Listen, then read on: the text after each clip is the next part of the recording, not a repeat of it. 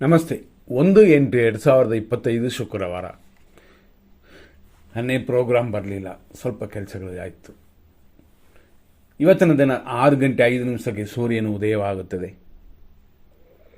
ಇವತ್ತಿನ ದಿನದಲ್ಲಿ ಅಷ್ಟಮಿ ಇರೋದರಿಂದ, ಅಂದರೆ 8ನೇ ದಿನ ಇರೋದರಿಂದ ಶುಭವಲ್ಲ.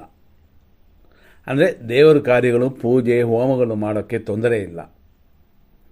ಎಮರ್ಜೆನ್ಸಿ ಡಾಕ್ಟರ್ ಹತ್ರ ಹೋಗೋಕ್ಕೆ, ಆಸ್ಪತ್ರೆಗೆ ಹೋಗೋಕ್ಕೆ, ಸರ್ಕಾರ ಆರ್ಡರ್ನ ಪರಿಪಾಲಿಸೋಕ್ಕೆ, ಅಂದರೆ ಕೋರ್ಟ್ ಮುಂತಾದ ಆರ್ಡರ್ನ ಪರಿಪಾಲಿಸೋಕ್ಕೆ ಖಂಡಿತವಾಗಿಯೂ ಮಾಡಬಹುದು, ಮಾಡಲೇಬೇಕಲ್ವ. ಹಂಗಾಗಿ ಇವತ್ತಿನ ನಕ್ಷತ್ರ ಸ್ವಾತಿ ನಕ್ಷತ್ರ ಮತ್ತು ವಿಶಾಖ. ಸ್ವಾತಿ ನಕ್ಷತ್ರ ರಾತ್ರಿ 3:40 ಇದೆ. ಆ ನಂತರ ವಿಶಾಖ ನಕ್ಷತ್ರ ಬರುತ್ತೆ. ಇವತ್ತು ಬಂದಿರುವಂಥ ಸ್ವಾತಿ ನಕ್ಷತ್ರ ಕಾರ್ಯಸಿದ್ಧಿ, ಹೆಚ್ಚಿನ ತೊಂದರೆ ಏನಿಲ್ಲ. ಆಮೇಲೇನೂ ವಿಶಾಖ ನಕ್ಷತ್ರ ಅದು ಕುಲವೃದ್ಧಿ ಅಂತ ಇರೋದರಿಂದ ದೋಷವಿಲ್ಲ. ಆದರೆ ಒಂದು ವಿಷಯ ಜ್ಞಾಪ ಇಟ್ಕೊಳ್ಳಿ, ಅಷ್ಟಮಿ ಅನ್ನೋ ತಿಥಿ ಇದೆ. ಪಂಚ ಅಂಗಗಳಲ್ಲಿ ವಾರ, ತಿಥಿ, ನಕ್ಷತ್ರ, ಯೋಗ, ಕರ್ಣಗಳು ಅಂತ ಹೇಳುವ 5 ವಿಷಯಗಳು ಸರಿಯಾಗಿದ್ದರೇನೆ, ಅಥವಾ 5ಕ್ಕೆ 3 ಆದರೂ ಚೆನ್ನಾಗಿರಬೇಕು. ವಾರ ಚೆನ್ನಾಗಿರಬೇಕು, ತಿಥಿ ಚೆನ್ನಾಗಿರಬೇಕು, ನಕ್ಷತ್ರ ಚೆನ್ನಾಗಿರಬೇಕು ಮತ್ತು ನಕ್ಷತ್ರ ಯೋಗಗಳು ಚೆನ್ನಾಗಿರಬೇಕು. ಇದೆಲ್ಲ ಚೆನ್ನಾಗಿದ್ದರೆ ಒಂದು ದಿನ ಮುಹೂರ್ತ ದಿನವಾಗುತ್ತದೆ. ಅದಕ್ಕೆಲ್ಲ ಚಾನ್ಸ್ ಇಲ್ಲ ಅಂತಂದರೆ ಆ ದಿನ ನಮಗೆ ಅನುಕೂಲಕರವಾಗಿ ಇರೋದಿಲ್ಲ. ಆದ್ದರಿಂದಲೇ ಪದೇ ಪದೇ ನಾವು ಹೇಳುವಂಥದ್ದು, ಒಂದು ದಿನ ಶುಭವಾಗಿತ್ತು ಅಂತಂದರೆ ಎಲ್ಲ ರೀತಿಯಲ್ಲೂ ಕಾರ್ಯಗಳನ್ನ ಮಾಡ್ಬೋದು.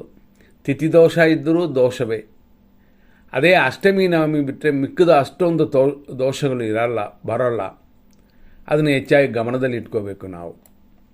ಯಾಕೆಂತಂದರೆ ದೋಷಗಳು ಯಾವ ರೀತಿ ಆದರೂ ದೋಷವೇ. ಕೆಲವು ನಕ್ಷತ್ರಗಳಲ್ಲಿ ಮುಹೂರ್ತ ಕಾರ್ಯ ಮಾಡೋಕ್ಕಾಗಲ್ಲ. ಇದೆಲ್ಲ ನಾವು ಗಮನದಲ್ಲಿ ಇಟ್ಕೋಬೇಕು. ಕೆಲವು ನಕ್ಷತ್ರಗಳಲ್ಲಿ ಎಲ್ಲ ಕಾರ್ಯನೂ ಮಾಡ್ಬೋದು. ಈ ರೀತಿಯೆಲ್ಲ ಕೆಲವು ವಿಷಯಗಳಿರೋದರಿಂದ ಇವತ್ತಿನ ದಿನಕ್ಕೆ ತಿಥಿ ದೋಷ ಮಾತ್ರ ನಮಗೆ ತೊಂದರೆ ಇದೆ. ನಕ್ಷತ್ರ ದೋಷವಿಲ್ಲ ಮತ್ತು ರಾಶಿಯ ದೋಷವಿಲ್ಲ. ಈ ದಿನವೆಲ್ಲ ತುಳಾ ರಾಶಿ ಇದೆ. ಬೆಳಗ್ಗೆ 6:05 7:26 ಸ್ವಾತಿ ನಕ್ಷತ್ರ 1ನೇ ಪಾದ. ಆ ನಂತರ ಮಧ್ಯಾಹ್ನ 2:10 ಸ್ವಾತಿ ನಕ್ಷತ್ರ 2ನೇ ಪಾದ. ಆನಂತರ ರಾತ್ರಿ 8:55 3ನೇ ಪಾದ ಸ್ವಾತಿ ನಕ್ಷತ್ರ.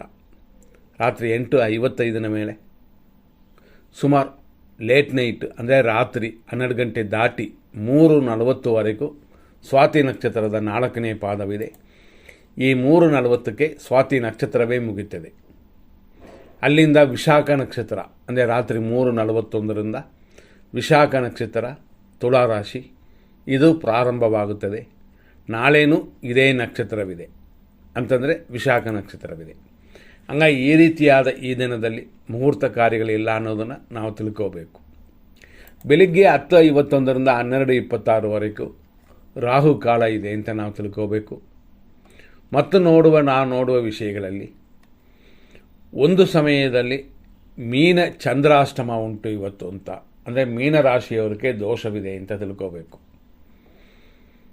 ಬೆಳಗ್ಗೆ 6:59 8:47 ನಕ್ಷತ್ರ ವಿಷಘಟಿಕಾ ಕಾಲವಿದೆ. ಆದರೆ ಇರೋದರಲ್ಲಿ ದಿನ ಎಂಥದೇ ಆಗಲಿ, ನಕ್ಷತ್ರ, ತಿಥಿ, ವಾರ ದೋಷಗಳಿದ್ದರೂ ಕೂಡ ಸಮಯಕ್ಕೆ ಉಪಯೋಗ ಆಗುವ ಶುಭ ಸಮಯಗಳನ್ನ ಹುಡ್ಕೋಣ. ಅಂದರೆ ಇರೋದರಲ್ಲಿ ಒಳ್ಳೆಯ ಸಮಯ ಅಂತ ಹುಡ್ಕೋಣ. ಒಂದು ದಿನ ಯಾವ ರೀತಿ ಆದರೂ, ಅದು ಅಷ್ಟಮಿನೇ ಇರಲಿ, ಆದರೂ ಎಮರ್ಜೆನ್ಸಿಗೆ ಬೇಕಾಗುತ್ತದೆ. ಆಸ್ಪತ್ರೆ ಕಾರ್ಯಗಳು, ಆಪರೇಷನ್ ಮಾಡುವಂಥದ್ದು ಮತ್ತು ಡೆಲಿವರಿ ಮಾಡಿ ಮಗುವನ್ನು ತೆಗೆಯೋಕ್ಕೆ. ಯಾಕಂದರೆ ಇದರಲ್ಲಿ ತಾಯಿ ಮತ್ತು ಮಗು ಇಬ್ಬರ ಆರೋಗ್ಯವೂ ಅಲ್ಲಿ ಇಂಪಾರ್ಟೆಂಟ್ ಆಗುತ್ತದೆ. ಹಂಗೆ 6:05 6:57 ಇರೋದರಲ್ಲಿ ಶುಭ ಸಮಯ. ಬೆಳಗ್ಗೆ 9:30 10:49 ಶುಭ ಸಮಯ. 12:28 12:49 ಮಧ್ಯಾಹ್ನ ಶುಭ ಸಮಯ. ಅದೇ ಥರ ಸಂಜೆ 5:30 ಸುಮಾರು 3:14 ರಾತ್ರಿವರೆಗೂ ಶುಭ ಸಮಯ. ಬೆಳಗಿನ ಜಾವ 4:43 ಮೇಲೆ ಶುಭವಾಗಿದೆ. ಅದರಲ್ಲಿ ನಾವು ಫಸ್ಟ್ ನೋಡಿರೋದು ಏನು ಅಂತಂದರೆ ಅಷ್ಟಮಿ ಅಂತ ನೋಡಿದ್ವಿ. ಈ ಅಷ್ಟಮಿ ದಿನ ಪೂರ್ತಿ ಇರೋದರಿಂದ ಇವತ್ತು ದಿನ ಪೂರ್ತಿಗೂ ಮುಹೂರ್ತ ಕಾರ್ಯಗಳು ಯಾವುದಿಲ್ಲ ಅಂತ. ಆದ್ದರಿಂದ ಸ್ವಲ್ಪ ಮುಂದಾಕಬೇಕಾಗ್ತದೆ. ಇದರಲ್ಲಿ ನಾವು ನೋಡುವಂಥ ನೆಕ್ಸ್ಟ್ ವಿಷಯಗಳು 100% ಕೆಟ್ಟ ಟೈಮು ಅಂತ ನಾವು ಹುಡುಕೋಣ. ಬೆಳಗ್ಗೆ 6:59ರಿಂದ 8:47 ನಕ್ಷತ್ರವೇ ವಿಷವಾಗುತ್ತದೆ. ಹಂಗಾಗಿ ಸ್ವಾತಿ ನಕ್ಷತ್ರದವರು ಧ್ಯಾನ ಅಥವಾ ಮನಸ್ಸಲ್ಲಿ ಕಂಟ್ರೋಲ್ನ ಇಟ್ಕೊಳ್ಳೋದು, ದೇವರಿಗೊಂದು ಅರ್ಚನೆ ಮಾಡುವಂಥದ್ದು, ಸ್ತೋತ್ರ ಹೇಳುವಂಥದ್ದು, ಇದೆಲ್ಲ ಮನಸ್ಸಿಗೆ ಸಮಾಧಾನ ಕೊಡುತ್ತದೆ. ಅದೇ ಸಮಯದಲ್ಲಿ ಇನ್ನು ನಕ್ಷತ್ರ ವಿಷಗಾಲವೇ ಮುಗಿದಿರಲ್ಲ. ಅಷ್ಟರಲ್ಲೇ 8:37ರಿಂದ 9:28ವರೆಗೂ ದುರ್ಮುಹೂರ್ತವಿದೆ. ಆದ್ದರಿಂದ ಬೆಳಿಗ್ಗೆಯಿಂದ 9:15ವರೆಗೂ ಸಮಯ ಶುಭವಾಗಿಲ್ಲ. ಮತ್ತು 10:51ರಿಂದ 12:26ವರೆಗೂ ರಾಹುಕಾಲ, 12:51ರಿಂದ ಮಧ್ಯಾಹ್ನ 1:42ವರೆಗೂ ದುರ್ಮುಹೂರ್ತ, ಮಧ್ಯಾಹ್ನ 1:23 ಅಂದರೆ ದುರ್ಮುಹೂರ್ತ ಇನ್ನೂ ಮುಗಿದಿರಲ್ಲ. ಅಷ್ಟರಲ್ಲೇ 1:23ರಿಂದ 3:35ವರೆಗೂ ಮೃತ್ಯು ಇದೆ. ನಂತರ ಕಂಟಿನ್ಯೂ ಆಗಿ ಅಂತಂದರೆ 3:35ವರೆಗೂ ಮೃತ್ಯು ಅಂದರೆ 3:36ಗೆ ಯಮಕಂಡ ಕಾಲ ಪ್ರಾರಂಭವಾಗಿ 5:11 ಸಂಜೆಯವರೆಗಿದೆ.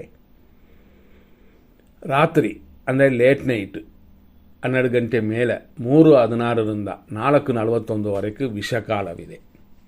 ಇದೆಲ್ಲ ತಿಳಿದು ನಿಮ್ಮ ಕಾರ್ಯಗಳನ್ನು ಮಾಡಬಹುದು.